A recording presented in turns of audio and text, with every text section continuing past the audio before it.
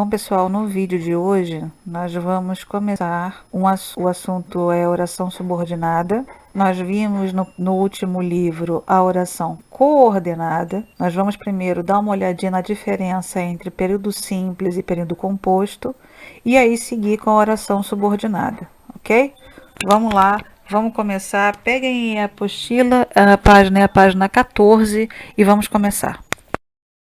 Bem, a diferenciação entre período simples e período composto é quanto ao número de ações que acontecem. Num período simples, eu só tenho um verbo. Já no período composto, eu vou ter mais de um. Esse exemplo agora, os alunos esperavam a sua vinda. Eu só tenho um verbo. A ação aqui é esperar. Então, eu vou chamar esse período de período simples. A outra oração, os alunos esperavam que você viesse.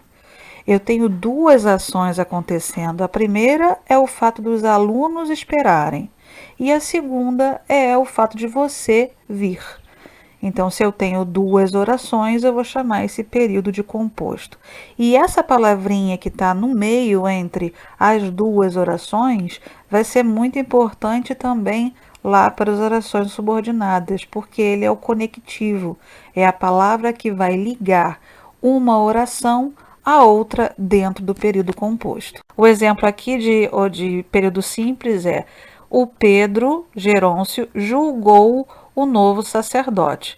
Então, julgou é a ação, só tem uma ação acontecendo, o período é simples. Na outra, hoje estou triste. Estou, primeira ação, mas amanhã será um outro dia. Ser no futuro é uma outra ação, tendo duas ações, período composto. Então, eu vou colocar agora um outro exemplo e em seguida nós vamos ver a oração subordinada. Vamos lá. Então, antes de eu falar sobre a oração subordinada, eu quero fazer uma pequena comparação. Vamos lembrar da oração coordenada. A oração coordenada era aquela que não dependia de uma outra oração para fazer sentido. Vamos ver esse exemplo. Olho e sinto falta de alguma coisa nessa casa. Vamos isolar os dois verbos, olho e sinto. Isolamos. Olhe, que preste atenção que óleo é uma ação independente. Óleo, óleo, óleo. Sinto falta de alguma coisa nesta sala também é uma outra oração que não depende da primeira. Eu posso dizer, sinto falta de alguma coisa, olho. São duas ações completamente diferentes e uma não depende da outra. Já a oração subordinada, ela vai diferenciar justamente nisso. Porque quando alguma coisa é subordinada, ela depende de uma outra coisa, ou quando alguém é subordinado, ele depende de uma outra pessoa. Então, a oração subordinada é o contrário da coordenada. Dizem que uma oração é subordinada à outra porque depende da oração principal para ter sentido. Então, vamos ver essas duas orações. É importante. É importante. É importante faz algum sentido sozinho? Não. Que você permaneça presente. Se alguém entra na sala e fala assim, que você permaneça presente, vai fazer algum sentido para você a frase? Não. Isso quer dizer que tanto a primeira oração quanto a segunda necessitam de um complemento. É importante, precisa de um complemento. E que você permaneça presente também precisa de um complemento. Uma oração vai complementar, então eu vou dizer que uma oração vai ser subordinada à outra para fazer sentido, ok? Subordinadas, elas se dividem em várias categorias.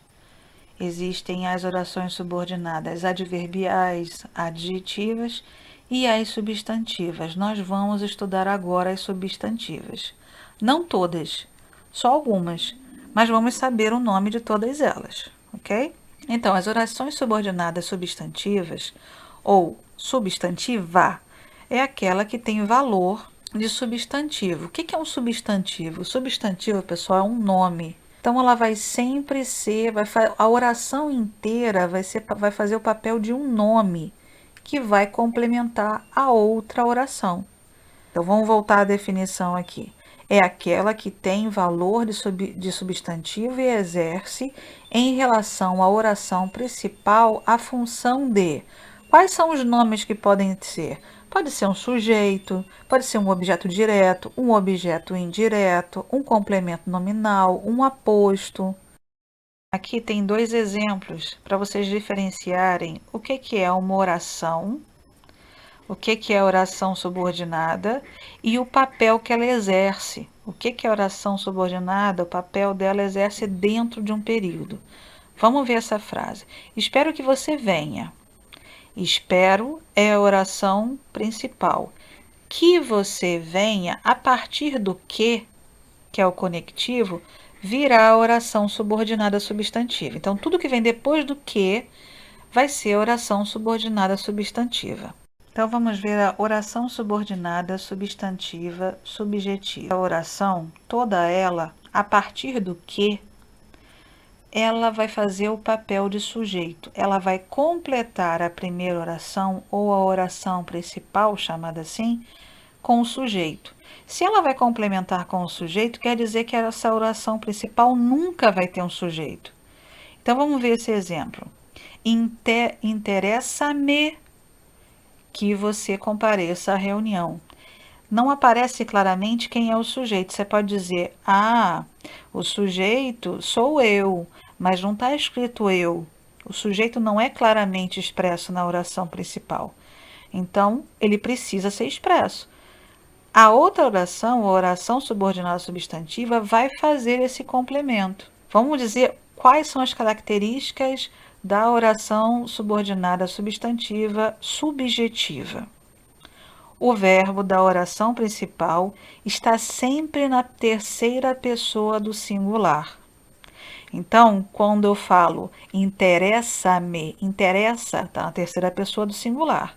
Então, essa é uma característica. Se você vê na oração principal que tem um verbo na terceira pessoa do singular e não tem sujeito nenhum nessa oração principal, é oração subordinada subjetiva, ok?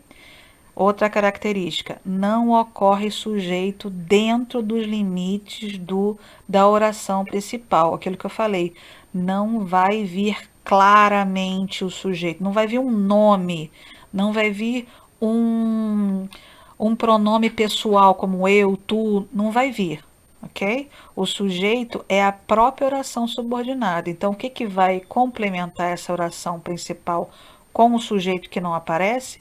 É a oração subordinada subjetiva. Vamos relembrar. Sempre que eu tenho uma oração subordinada substantiva, aquilo que vem depois do que vai complementar a oração principal com aquilo que ela não tem. Então, nesse caso aqui, todo aquilo que vem a partir do que está bem azul, bem forte para vocês verem, tudo aquilo ali que os índios vivam em paz é um objeto direto. E como é que eu sei isso? Muito bem, vamos dar uma olhada na oração principal. Eles não permitem. Vamos imaginar alguém entrando na sala e falando assim, eles não permitem. Qual é a pergunta que vocês vão fazer? Eles não permitem o quê? Se você faz essa pergunta, o que, pode ter certeza que vai ser objeto direto. Esse verbo é um verbo transitivo direto, ele é um verbo que precisa de um complemento, mas nesse complemento não tem preposição. Se eu pergunto o que, não tem preposição. Então, eu vou chamar essa oração, tudo aquilo que vem depois do que, a partir do que, para lá, eu vou chamar de oração subordinada objetiva direta. Vamos ver as características dela. A oração objetiva direta, oração subordinada, substantiva, objetiva direta, vocês vão poder abreviar isso, tá? Eu aceito. Sempre se liga a um verbo da oração principal sem preposição. Por quê? Porque o verbo que está ali é um verbo transitivo direto e ele não precisa de preposição. Se eu faço a pergunta o que ou qual, eu já sei que é objeto direto, tá? Sempre faça a pergunta para o verbo. Faça até ali, até o verbo, fale a frase. Se a pergunta sobre o verbo é o que, eu já sei que é objeto direto. Indica o alvo sobre o qual recai a ação desse verbo. Então, nesse caso aqui, eu vou dizer, eles não permitam o quê? Eles não permitem que os índios vivam em paz. Então, que os índios vivam em paz, eu vou chamar de oração subordinada substantiva objetiva direta. Por quê? Porque ela vai complementar a oração principal. Porque aí eu tenho o verbo permitem, que precisa de um complemento. E esse complemento não tem preposição. Vamos para o próximo. Bom, se eu falei que a oração subordinada substantiva objetiva direta é um verbo que não precisa de preposição, que não pede preposição, a oração desse tipo agora, objetiva indireta, vai precisar. Eu sempre dou um exemplo. Imaginem que vocês estão namorando. Aí essa pessoa que quem está namorando tem um irmão mais novo. Vou imaginar esse irmão mais novo como uma preposição. Você é o verbo, a pessoa que você está afim é o objeto e a criatura boazinha, maravilhosa, que está segurando vela e não deixando você ficar com essa pessoa, é a preposição. O caminho entre você e essa pessoa é direto? Não. Tem a maletinha ali da preposição no meio. Então eu vou dizer que o caminho entre vocês é um caminho indireto. Entenderam? Então, se tem preposição, se tem o irmãozinho caçula no meio, a oração, ou melhor, o objeto é indireto. O verbo é transitivo indireto e o objeto é objeto indireto. Vamos ver o exemplo. Ninguém desconfiava. Se alguém chegar aqui e falar assim, ninguém desconfiava. De quê? Esse de é uma preposição. Então, se eu na minha pergunta vou falar de que ou de qual, eu já sei que o objeto é um objeto indireto. Vai ser uma oração subordinada substantiva objetiva indireta, ok? Vamos ver as características. Liga-se ao verbo da oração principal com. Preposição, lembra? Preposição, o irmãozinho caçula que segura a vela, que atrapalha. Então, com preposição. E indica o alvo ou destinatário do processo verbal. Nessa parte é igual ao objeto direto. Ele vai sempre dizer a quem está recaindo a ação. Então, ninguém desconfiava de quê? Que o plano fracassasse. Então, a ação está caindo sobre o plano, ok?